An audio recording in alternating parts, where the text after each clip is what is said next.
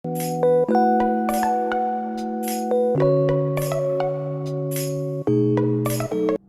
Fiction फिल्मों या series में आपने ऐसे कई कैरेक्टर्स या यान देखे होंगे जो लाइट से भी तेज गति से चल सकते हैं। ऐसे कैरेक्टर्स या यान हमें न सिर्फ रोमांच से भर देते हैं बल्कि हमें ये सोचने पर भी मजबूर करते हैं कि क्या असल जिंदगी में ये संभव है, यानी कि क्या लाइट की गति को मात दिया जा सकता है। हो सकता है ये जानकर आप में से कई लोगों को निराशा हो जाए, पर हकीकत ये है कि विज्ञान को अभी तक हमने जितना समझा है और जाना है उससे तो यही लगता है कि हमारे लिए लाइट की स्पीड को मात देना असंभव है। आज की इस वीडियो में हम उन कारणों को जानेंगे जिसकी वजह से हम ये मानते हैं कि हमारे लिए लाइट की स्पीड को पीछे छोड़ना असंभव है। साथ ही साथ हम एक सिंपल मैथमेटिक्स इक्वेशन से भी इस बात को प्रूव करेंगे। तो चलिए शुरू करते हैं आज का एपिसोड।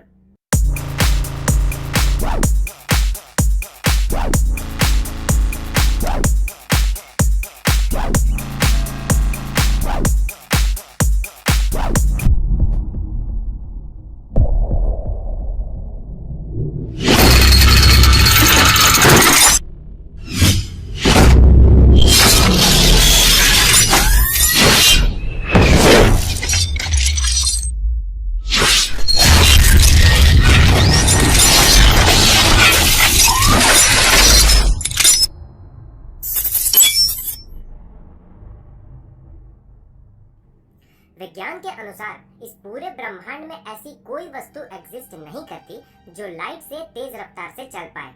इनफैक्ट इस ब्रह्मांड में मौजूद किसी भी ऑब्जेक्ट के लिए ये संभव नहीं है कि वो लाइट से तेज चल पाए। एल्बर्ट आइंस्टाइन ने तो लाइट के स्पीड को इस यूनिवर्स का स्पीड लिमिट कहा है, यानी कि ज्यादा से ज्यादा केवल लाइट के स्पीड को ही अचीव किया जा सकता है, और वो भी केवल उस बॉडी के द्वारा जिसका अपना कोई मास ना हो, मतलब कि वो पूरी तरह मासलेस हो। यहाँ मैं यूनिवर्स में मौजूद ऑब्जेक्ट्स की बात कर रहा हूँ, खुद यूनिवर्स की नहीं, क्योंकि बिग बैंग के बाद हमारे यूनिवर्स के फैलने की गति लाइट की स्पीड से कहीं ज्यादा रही है। एनीवे, आखिर ऐसा है क्यों कोई भी वस्तु लाइट से तेज नहीं चल सकती? आइए जानते हैं कुछ कॉन्सेप्ट्स और इक्वेशंस के जरिए। फास्टर देन लाइट ट्रेवल इसलिए संभव नहीं है क्योंकि ये कॉज़ैलिटी के प्रिंसिपल को ब्रेक करता है। अब आप सोच रहे होंगे कि ये कॉज़ैलिटी क्या है, तो चलिए इसे समझते हैं और जानते हैं कि फास्टर देन लाइट ट्रैवल इसे कैसे वायलेट करता है। आसान भाषा में कॉज़ैलिटी का मतलब होता है कॉज और इफेक्ट के बीच का रिलेशनशिप। अब अगर कॉज़ैलिटी प्रिंसिपल की बात करूं तो ये कहता है कि कॉज हमेशा ही इफेक्ट से पहले आएगा, यानी कि बिना किसी कॉज के कोई इफेक्ट नहीं हो सकता। उदाहरण के लिए, अगर फर्श पर हमें कोई फूटा हुआ अंडा नजर आ जाए तो हम ये कह सकते हैं कि ये नीचे गिरने के कारण टूटा होगा, यानी कि पहले गिरा होगा और उसके बाद टूटा होगा। यहाँ अंडे का फर्श पर गिरना कॉज है और नीचे गिरने के बाद इसका टूटना इफेक्ट। आमतौर पर जब भी हम लाइट के स्पीड की बात करते हैं तो हम एक बहुत बड़ी गलती करते हैं इसकी तुलना अन्य साधारण ऑब्जेक्ट्स के स्पीड से करके। हमारे लिए ये समझना जरूरी है कि जो लाइट की स्पीड है वो असल में इलेक्ट्रोमैग्नेटिक वेव की स्पीड भी होती है, और ये फास्टेस्ट स्पीड होती है इस पूरे ब्रह्मांड में किसी भी इंफॉर्मेशन के फैलने की। यानी कि एक तरह से लाइट हमारे लिए वो इंस्ट्रूमेंट है जिससे हम इस ब्रह्मांड को ऑब्जर्व करते हैं। यही वो स्पीड है जिसके कारण टाइम भी एक ऑर्डर में चलता है और कॉज़ैलिटी का प्रिंसिपल भी वायोलेट नहीं होता है। अगर 1 साल पहले हुए सुपरनोवा एक्सप्लोजन का लाइट आज हम तक पहुंचता है तो इसका मतलब ये नहीं होता कि वो एक्सप्लोजन आज ही हुआ है। इसका सीधा सा मतलब ये होता है कि एक्सप्लोजन तो 1 साल पहले ही हुआ था, पर उसका इंफॉर्मेशन यानी कि उसकी लाइट अब हमारे पास पहुंची है। अगर इंफॉर्मेशन लाइट से भी तेज गति से चलने लगे तो कॉज़ैलिटी ब्रेक हो जाएगा और हम पूरे प्रोसेस को रिवर्स ऑर्डर में देख पाएंगे, जो कि पास्ट में टाइम ट्रेवल करने जैसा होगा। ये वैसे ही होगा जैसे कि एक बंदूक के चलने से पहले ही उसकी गोली आकर आपको लग जाए। आइए इसे थोड़ा और बेहतर ढंग से समझते हैं इस उदाहरण के जरिए। हम जानते हैं कि चाहे रेफरेंस फ्रेम कोई भी हो, एक वैक्यूम में लाइट हमेशा एक ही रफ्तार से ट्रेवल करता है। मान लीजिए आप ये हैं और एक ऐसे ट्रेन के कंपार्टमेंट के अंदर खड़े हैं जो लगातार आगे बढ़ रहा है।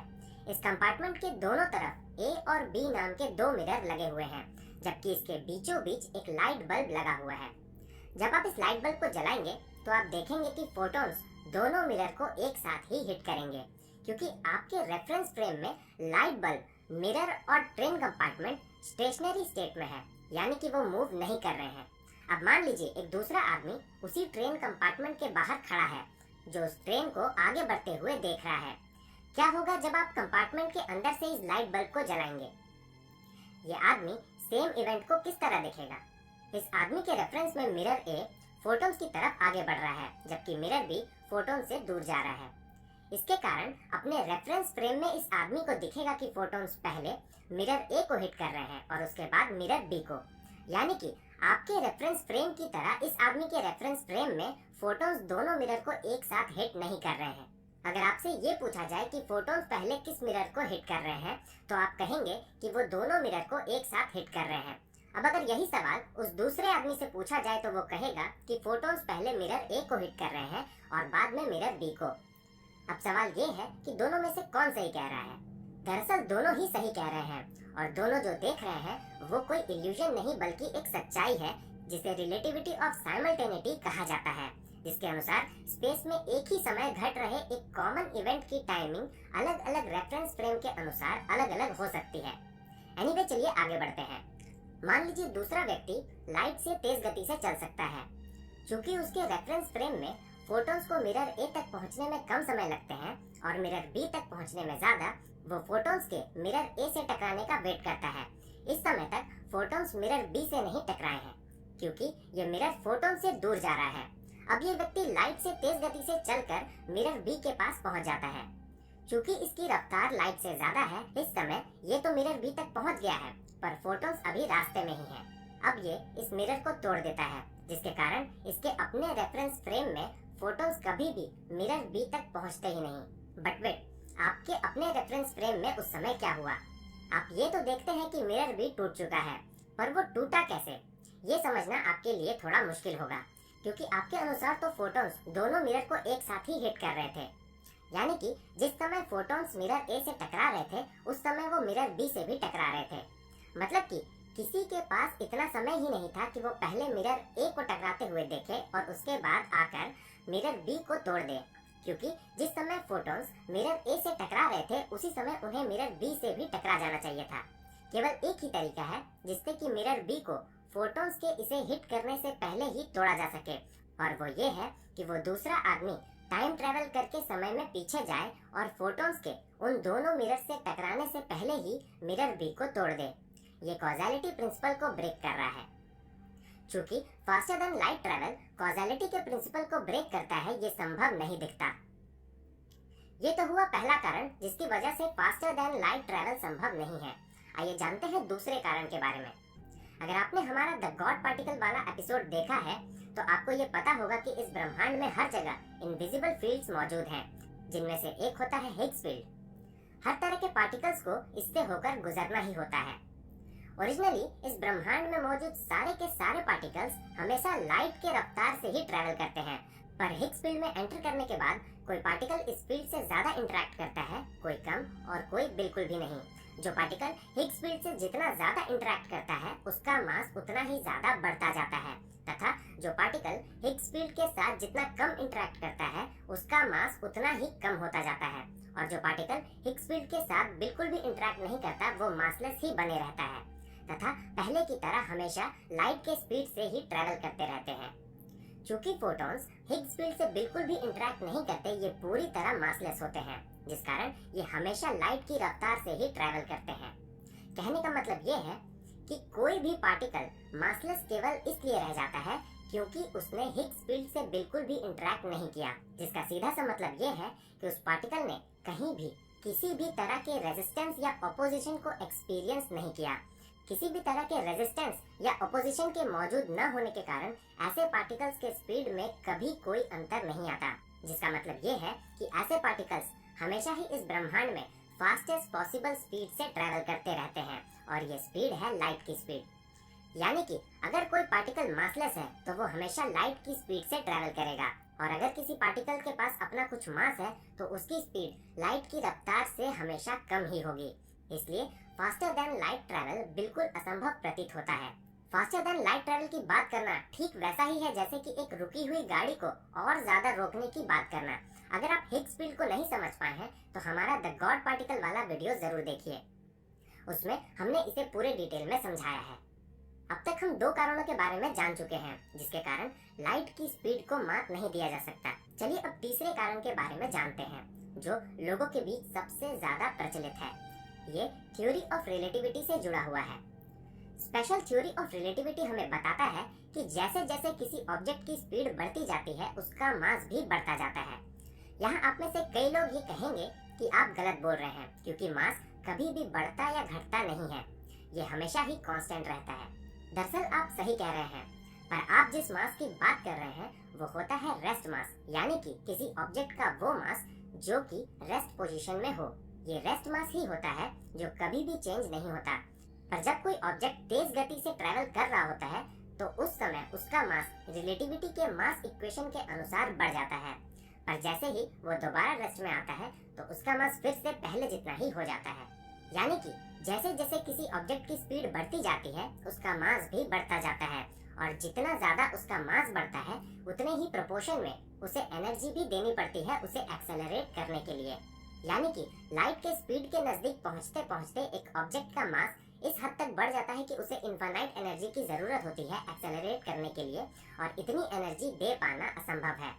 एक बड़े ऑब्जेक्ट की तो बात करना ही बेमानी होगी, क्योंकि एक इलेक्ट्रॉन भी लाइट के स्पीड से कभी भी नहीं चल पाता, क्योंकि लाइट के स्पीड तक पहुंचते पहुंचते उसका मास इतना ज्यादा बढ़ जाता है कि उसे एक्सेलरेट करने के लिए जो एनर्जी चाहिए वो पूरे ब्रह्मांड में भी मौजूद नहीं होती।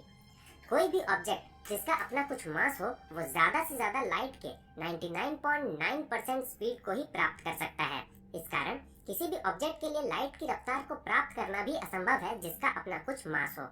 इसलिए लाइट से तेज गति से चलने वाले ऑब्जेक्ट की कल्पना करना भी बेमानी होगी। चलिए अब एक अंतिम कारण के बारे में जानते हैं जो फास्टर देन लाइट ट्रैवल को असंभव बनाता है। इस बार इस बात को दर्शाने के लिए हम एक सिंपल मैथ का सहारा लेंगे। E equals to mc square ये फेमस इक्वेशन है जिसे आपने कहीं न कहीं जरूर देखा होगा, या फिर ये भी हो सकता है कि आप इसके बारे में पहले से जानते भी हों, पर शायद आप ये नहीं जानते कि ये इक्वेशन इनकम्प्लीट है। जी हाँ, सही सुना आपने। ये इक्वेशन केवल उन ऑब्जेक्ट के लिए बना है जिनका अपना कुछ मास हो पर वो अपनी जगह से मूव नहीं कर रहे हो। अगर कंप्लीट इक्वेशन की बात करूं तो वो ये है, E square equals to mc square whole square plus pc whole square. यहाँ p मोमेंटम है, m मास है और c स्पीड ऑफ लाइट है। आप सबने कभी न कभी पाइथागोरस थ्योरम जरूर पढ़ा होगा जो हमें बताता है कि एक राइट एंगल ट्रायंगल में हमेशा ये फॉलो होता है, hypotenuse square equals to perpendicular square plus base square. अब अगर पहले वाले इक्वेशन को देखें तो ये भी पाइथागोरस थ्योरम के जैसा ही है, यानी कि इसे ध्यान में रखते हुए अगर हम एक राइट एंगल ट्रायंगल बनाएं तो इसमें हाइपोटेन्यूज E होगा, बेस होगा PC और हाइट होगा mc स्क्वायर। आइए अब इस ट्रायंगल का इस्तेमाल करके देखते हैं कि हमें E equals to mc square कब मिलता है। पाइथागोरस थ्योरम से फिलहाल हमारे पास है ये equation, E square equals to mc square whole square plus PC whole square. यहाँ P मोमेंटम है, M मास है और C स्पीड ऑफ लाइट है। हम जानते हैं कि जब कोई ऑब्जेक्ट रेस्ट में हो यानी कि जब वो मूव न कर रहा हो तो उसका मोमेंटम यानी कि P 0 हो जाता है। अगर हम इस इक्वेशन में P इक्वल्स टू 0 रखते हैं तो पूरा PC स्क्वायर वाला टर्म ही 0 हो जाएगा और हमें मिलेगा E equals to mc square, जिसे हम famous mass energy equivalence relation के रूप में जानते हैं। चलिए अब देखते हैं कि फोटॉन्स जैसे मासलेस पार्टिकल्स के केस में हमें क्या मिलता है। क्योंकि हम मासलेस पार्टिकल्स की बात कर रहे हैं, यहाँ मास 0 हो जाएगा जिसके कारण पूरा mc स्क्वायर होल स्क्वायर वाला टर्म ही 0 हो जाएगा और हमें मिलेगा E square equals to PC whole square, यानी E इक्वल्स टू PC। कहने का मतलब ये है कि E इक्वल्स टू PC तभी हो सकता है जब ऑब्जेक्ट का मास 0 हो। किसी ऑब्जेक्ट के वेलोसिटी को हम इस फॉर्म में लिख सकते हैं, V equals to C PC by E। इससे पहले कि मैं इस रिलेशन के आधार पर चीजों को डिस्कस करूं, चलिए ये जान लेते हैं कि ये रिलेशन आया कहां से, क्योंकि हो सकता है आप में से कई लोग ये सोच रहे हो कि ये कैसे आ गया। ऐसे पार्टिकल्स के लिए जिनका अपना कुछ मास हो, उनके लिए इस ट्रायंगल का PC वाला साइड PV के मैग्नीट्यूड में चेंज होगा। यहाँ V उस पार्टिकल की वेलोसिटी को रिप्रेजेंट कर रहा है जिसका अपना कुछ मास हो और वो ट्रैवल कर रहे हो। इस ट्रायंगल में हम कह सकते हैं sin alpha equals to PV by E। इसे रिलेशन 1 मान लेते हैं। हम ये जानते हैं कि E equals to hc by lambda होता है तथा P equals to h by lambda होता है। अब अगर E और P के इन वैल्यूज को रिलेशन 1 में पुट कर दें तो हमें ये मिलेगा, sine alpha equals to H B by lambda, lambda by H C. यहाँ h और लैम्डा वाला टर्म आपस में कट जाएगा और हमें मिलेगा sine alpha equals to v by C. इसे रिलेशन 2 मान लेते हैं। अब अगर हम इस ट्राइंगल में देखें तो हम ये कह सकते हैं कि sine alpha equals to P C by E. इसे रिलेशन 3 मान लेते हैं। अब अगर हम रिलेशन 2 और रिलेशन 3 को इक्वेट करेंगे तो हम ये कह सकते हैं कि v by C equals to P C by E. इसमें अगर हम c को राइट हैंड साइड में शिफ्ट कर दें तो हमें मिलेगा v equals to C P C by E. इस रिलेशन के आधार पर हम ये कह सकते हैं कि किसी ऑब्जेक्ट की वेलोसिटी जैसे जैसे बढ़ती जाएगी पीसी साइड का लेंथ भी बढ़ता जाएगा, जिसके कारण साइड पीसी और ई का रेशियो भी लगभग 1 के नजदीक आता जाएगा। पर यह ज्यादा से ज्यादा 0.99 तक जा सकता है, पर यह कभी भी पूरा 1 नहीं हो सकता, क्योंकि यहाँ हमारे ऑब्जेक्ट का मास 0 नहीं है। इसका मतलब ये है कि mc स्क्वायर वाला साइड कभी भी पूरी तरह खत्म नहीं होगा, जिसके कारण ई कभी भी पीसी के बराबर नहीं हो पाएगा। जिसका सीधा सा मतलब ये है कि कोई भी ऑब्जेक्ट जिसका अपना कुछ मास हो कभी भी लाइट की स्पीड से नहीं चल सकता। अगर अभी भी आपको इस रिलेशन के एप्लीकेशन को समझने में दिक्कत है तो चलिए इसे थोड़ा और आसान बना लेते हैं। हमारे पास ये इक्वेशन है v equals to C P C by E. यहाँ अगर हमें v इक्वल्स टू सी बनाना है तो P C by E term को 1 करना पड़ेगा, जिसके लिए ये जरूरी है कि e और pc एक दूसरे के बराबर हो। पर हमने पहले ही देखा था कि E equals to P C केवल तभी होता है जब पार्टिकल्स पूरी तरह मासलेस होते हैं, मतलब कि उनका मास 0 होता है। क्योंकि हम यहाँ ऐसे पार्टिकल्स की बात कर रहे हैं जिनका अपना कुछ मास हो, E कभी भी pc के बराबर नहीं हो सकता, जिसका सीधा सा मतलब ये हुआ कि v कभी भी c के बराबर नहीं हो पाएगा। इससे हमें ये पता चलता है कि कोई भी पार्टिकल जिसका अपना कुछ मास हो कभी भी लाइट की स्पीड से ट्रैवल नहीं कर। अब तक हमने कई तरीके देखे जिससे ये साबित होता है कि हमारे लिए लाइट के बराबर या इससे तेज गति से ट्रैवल करना संभव नहीं है। हम जानते हैं कि जैसे जैसे किसी ऑब्जेक्ट की स्पीड बढ़ती जाती है वो टाइम डायलेशन को एक्सपीरियंस करने लगता है, यानी कि समय उसके लिए धीमी गति से गुजरने लगता है। पर क्या आपने कभी सोचा है कि अगर आप खुद लाइट हो तो आपकी नजरों में ये दुनिया कैसी होगी? दरअसल इस स्पीड में समय आपके लिए बिल्कुल रुक जाएगा और दूरियां कॉन्ट्रैक्ट हो जाएंगी। उदाहरण के तौर पर अगर किसी ऐसे गैलेक्सी की लाइट आज इस पृथ्वी पर पहुंचती है जो आज से लाखों सालों पहले बना था, तो हमें तो यही लगता है कि उस लाइट को यहाँ तक पहुँचने में लाखों साल लग गए। पर अगर हम लाइट की नजर से देखें तो उसे पृथ्वी तक पहुँचने में इतना समय बिल्कुल नहीं लगा है। उस गैलेक्सी से निकलने के अगले पल ही वो पृथ्वी पर पहुँच गया है, क्योंकि उसके लिए समय भी रुका हुआ है और उस गैलेक्सी से पृथ्वी तक की दूरी भी कम हो गई थी। लाइट के रफ्तार के आसपास के रफ्तार से चलने पर क्या इफेक्ट होते हैं, ये अभी तक हमें केवल स्पेशल थ्योरी ऑफ रिलेटिविटी ही बताती है और इसके अनुसार हमारे लिए लाइट की रफ्तार को माप देना असंभव है। हो सके भविष्य में कोई और एडवांस थ्योरी आकर इसे रिप्लेस करे और इस तरह की स्पीड को संभव बनाए, पर अभी तक ऐसा करना मुमकिन नहीं हो पाया है। Theoretically worm hole, warp drive जैसे कुछ कॉन्सेप्ट्स हैं जिनके जरिए हम लाइट की स्पीड को माप दे सकते हैं, पर ये अभी तक केवल थ्योरीज ही हैं।